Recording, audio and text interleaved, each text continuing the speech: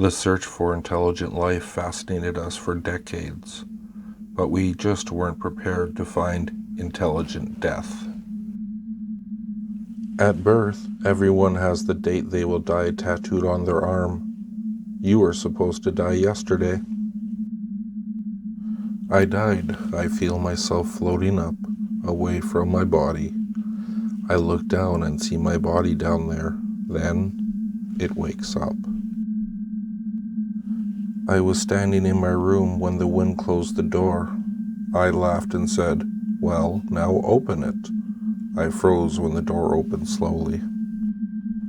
They have promised dreams do come true, but forgot to mention that nightmares are dreams too. They say you are what you eat. That makes me an innocent man. I enter the empty elevator and push the button for my floor. As the doors close, I feel a hand cover my mouth. He lost track of time as he stared into her beautiful eyes.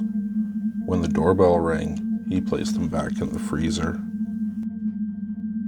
I looked in her eyes and said, "I love you." Then I set them back down on the nightstand. We've been studying the massive asteroid for years, watching it get closer. On Friday, it was near enough for us to realize it had a face. My father wasn't too terrible, but I certainly preferred my mother, though, in hindsight, I may have simply overcooked him. We wanted to get away and go somewhere where no one could find us. Problem was, we succeeded. They always tell you to follow your dreams. They never tell you what to do when your dreams start following you. You're walking alone in a forest with a camera. As you're walking, you accidentally turn on the thermal mode, and you can see the heat profiles of hundreds of people surrounding you. We did everything as a couple. For some reason, I was always the one who had to dig the holes when the fun part was over. Funerals have been always hard for me. After a while, I decided it was just easier killing strangers. "Who's that?" she asked, scrolling through the photos on his phone. That's when they both realized that the girl in the photo and the girl in the mirror were not the same. God is always watching, so it's my job to give him something to see. "I free of you," the widower said to his wife's gravestone.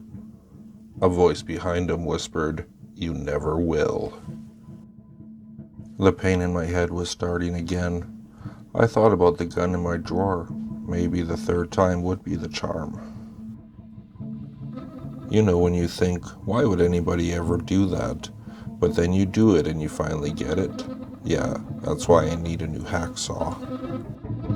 Ready to settle down for the evening, I put on my headphones. The whispering coming from them startled me. They were not plugged in. I walked into the room and saw just one candle glowing. My folks were sitting around the table, patiently staring at it. "He's here, I can feel it," the lady said, as I noticed they were all holding hands. I try not to pick up hitchhikers. Once I do, I almost never drop them off. The hospital staff was talking about pulling the plug this morning. Doesn't matter how hard I scream, they seem not to hear me. I wake up and everything feels wrong. It's too quiet outside. I look out the window and see everyone standing still, looking at my house. "Welcome to your new house," announced the agent as he handed me the keys and left. "Welcome indeed," said the soft echo. "You volunteered to be the first human to test time travel, only going an hour forward into time. When you step out of the travel pod, all humans are gone." If you like what you heard, please like, subscribe, and share with your friends. If you'd like to, you can follow me at Twitter. The handle is @FuzzyPantaloons, and I'll see you all next time.